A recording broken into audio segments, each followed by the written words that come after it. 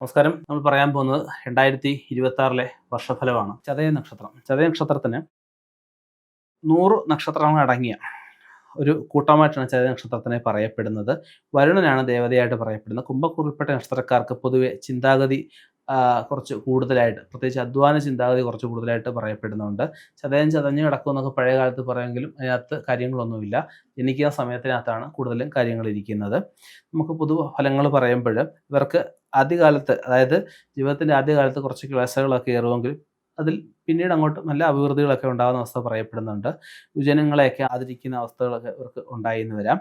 ഈ നക്ഷത്രത്തിന് പൊതുവെ നല്ല കാലമാണെങ്കിലും കർമ്മത്തിൽ ചില മാറ്റങ്ങളൊക്കെ ആവശ്യമായിട്ട് പറയപ്പെടുന്നുണ്ട്. അധിക ചിലവ് വരുന്നൊരു വർഷമായിട്ട് പറയപ്പെടുന്നുണ്ട്. സ്ത്രീകൾക്ക് വിചാരിക്കുന്ന കാര്യങ്ങൾ നേടാനായിട്ട് പരിശ്രമിക്കണമെന്ന് പറയപ്പെടുന്നുണ്ട്. അതുപോലെ അത്തം വേദനക്ഷത്രമാണ്. ഉത്രം, മുക്കാല്, അത്തം, ചിത്തിരാര ഈ നക്ഷത്രങ്ങൾ വരുന്ന ദിവസങ്ങൾ ഒരു ശുഭകാര്യത്തിൽ എടുക്കാൻ പാടില്ലെന്ന് പറയപ്പെടുന്നുണ്ട്. ഇവർക്ക് മേടം, കർക്കിടകം, ചിങ്ങം, ധനു മാസങ്ങൾ വളരെ ഗുണകരമായിട്ട് പറയപ്പെടുന്നുണ്ട്. വേട്ടയ്ക്കൊരു മകൻ ശാസ്താവിന്, അതുപോലെ മഹാവിഷ്ണുവിന്, മഹാലക്ഷ്മിക്ക് എന്തെങ്കിലുമൊക്കെ വഴിപാടുകൾ വല്ലപ്പോഴും ചെയ്യുന്നത് നന്നായിരിക്കും. പൊതുവെ ശാരീരിക ക്ഷീണം ഇവർക്ക് ഈ ഒരു വർഷം ആദ്യം ഉണ്ടാവുമെങ്കിൽ പിന്നീട് അങ്ങോട്ട് മാറ്റങ്ങളൊക്കെ ഉണ്ടാവും. പെട്ടെന്ന് ക്ഷുഭിതരാകുന്ന ഒരു അവസ്ഥ ഇവർക്ക് വർഷാദ്യത്തിൽ ഉണ്ടാവും. ആ ഒരു അവസ്ഥ മാറ്റുന്നത് നന്നായിരിക്കും. സ്വഭാവത്തിലുള്ളതാണ്, വലുതായിട്ട് മാറത്തില്ല, എന്നാലും മാറ്റുന്നത് നന്നായിരിക്കും. പേരും പ്രശസ്തിയൊക്കെ വർദ്ധിക്കുന്ന അവസ്ഥ പറയപ്പെടുന്നുണ്ട്. രക്തസംബന്ധമായിട്ട് എന്തെങ്കിലുമൊക്കെ അസുഖങ്ങളൊക്കെ ഉണ്ടാകും. വലിയ താമസത്തിൽ അതിൽ നിന്ന് മാറ്റങ്ങളൊക്കെ ഉണ്ടാകുന്നതായിരിക്കും. മറ്റുള്ളവരുടെ കാര്യങ്ങൾ കഴിവതും ഇടപെടാതിരിക്കുക എന്ന് പറയപ്പെടുന്നുണ്ട്. മറ്റുള്ളവരുടെ ആദരത്തിന് പാത്രമാവാനുള്ള സാധ്യത കാണുന്നുണ്ട്. ശത്രുക്കളുടെ വിജയം കൈവരിക്കാൻ ഇവർക്ക് സാധിക്കുന്നതായിരിക്കും. അധ്വാനിക്കുന്നതനുസരിച്ച് തന്നെ ഇവർക്ക് പ്രയോജനങ്ങൾ ലഭിച്ചു എന്ന് വരാം. സാമ്പത്തികപരമായിട്ട് ഉള്ള നില വലിയ കുഴപ്പമില്ലാതെ മുന്നോട്ട് പോകുന്നതായിരിക്കും. പാർട്ണർഷിപ്പ് അടിസ്ഥാനത്തിലുള്ള ബിസിനസ്സുകൾ ആരംഭിക്കാനുള്ള സാധ്യത കാണുന്നുണ്ട്. ടെക്സ്റ്റൈൽ ബിസിനസ്സുകളിൽ ഒക്കെ നിൽക്കുന്നവർക്ക് നല്ലൊരു സമയമായിട്ട് പറയപ്പെടുന്നുണ്ട്. എല്ലാ ടെസ്റ്റുകളിലും ഇൻ്റർവ്യൂകളിലും വിജയം കൈവരിക്കാം എന്നൊരവസ്ഥ പറയപ്പെടുന്നുണ്ട്. പ്രൊമോഷൻ കുറച്ച് കാലതാമസം നേരിടുന്ന അവസ്ഥ പറയപ്പെടുന്നുണ്ട്. ഉന്നത വിദ്യാഭ്യാസ രംഗത്ത് നിൽക്കുന്നവർക്ക് പുരോഗതി ഉണ്ടാകുന്ന അവസ്ഥ പറയപ്പെടുന്നുണ്ട്. പുതിയതായിട്ട് ചില ജോലികളിലൊക്കെ ഏറ്റെടുക്കാൻ ഉള്ള സാധ്യത കാണുന്നുണ്ട്. ആരോഗ്യകാര്യങ്ങളിൽ കുറച്ച് കൂടുതൽ ശ്രദ്ധ കൊടുക്കണം എന്ന് പറയപ്പെടുന്നുണ്ട്. ചില പുതിയ അഗ്രിമെൻറ്റുകളൊക്കെ ഒപ്പുവയ്ക്കാനുള്ള സാധ്യത കാണുന്നുണ്ട്. ഏറ്റെടുത്ത എല്ലാ കരാറുകളും മുഴുവിപ്പിക്കാനുള്ള യോഗം ഇവർക്ക് കാണുന്നുണ്ട്. നഷ്ടപ്പെട്ടു എന്ന് കരുതിയ വസ്തുക്കൾ പോലും തിരിച്ചു കിട്ടാനുള്ള യോഗം ഇവർക്ക് കാണുന്നുണ്ട്. ആത്മാഭിമാനം തോന്നുന്ന നിമിഷങ്ങളൊക്കെ ഇവർക്ക് ഉണ്ടായി എന്ന് വരാം. അവനവൻ തുടർന്നു വരുന്ന തൊഴിലുകൾ ചില അഭിപ്രായ വ്യത്യാസങ്ങളൊക്കെ ചെന്നു എന്ന് വരാം.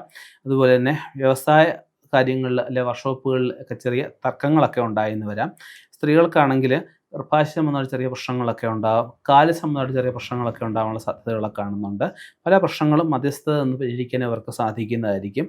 നാഗപൂജ ചെയ്യുക, നാഗകാര്യങ്ങൾക്കായിട്ട് ഇറങ്ങിത്തിരിക്കാനുള്ള സാധ്യത കാണുന്നുണ്ട്. വീടോ അല്ലെങ്കിൽ വസ്തുവോ ഒക്കെ മൂട് പിടിപ്പിക്കാനൊക്കെ ആയിട്ട് ശ്രമിക്കുന്നതായിരിക്കും. എഞ്ചിനീയറിംഗ് വിദ്യാർത്ഥികൾക്ക് നല്ലൊരു സമയമായിട്ട് പറയപ്പെടുന്നുണ്ട്.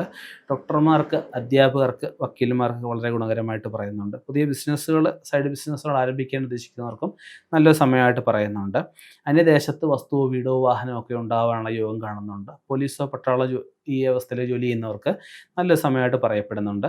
പല ആഗ്രഹങ്ങളും സാധിച്ചെടുക്കുക എന്നുള്ള ഒരു വർഷമായിട്ടാണ് പറയപ്പെടുന്നത്. സർക്കാർ ആനുകൂല്യങ്ങൾ കുറച്ച് കാലതാമസം നേടുമെങ്കിൽ അത് കിട്ടുന്നത് തന്നെയാണ്, കിട്ടാതിരിക്കത്തൊന്നുമില്ല.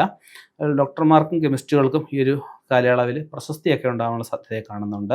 അതുപോലെ പരാജയപ്പെടുത്താൻ ശത്രുക്കൾ ശ്രമിക്കുമെങ്കിലും വിജയിച്ചതിന് ഒരു മുന്നോട്ട് പോകുന്നതായിരിക്കും. മനസ്സിൽ പുതിയ ആശയങ്ങൾ ഉരുത്തിരിയാനുള്ള അവസ്ഥയെ കാണുന്നുണ്ട്. അതുപോലെ ആഭരണങ്ങളൊക്കെ വിറ്റ് എന്തെങ്കിലും കടത്തിൽ നിന്നൊക്കെ മുക്തി ഇവർ ആവുന്നതായിരിക്കും. ജോലി ഭാരം അല്പം വർദ്ധിക്കാമെങ്കിൽ അനുസരിച്ച് സാമ്പത്തിക വർധനവും ഇവർക്ക് ഉണ്ടാകുന്നതായിരിക്കും. പൂജാതി മംഗളകാര്യങ്ങളൊക്കെ പങ്കെടുക്കാനുള്ള സാധ്യത കാണുന്നുണ്ട്. പൊതുവെ ഇവർക്ക് ഒരു അല്പം ഗുണങ്ങളേറിയ വർഷമായിട്ട് തന്നെയാണ് പറയാനുള്ളത്.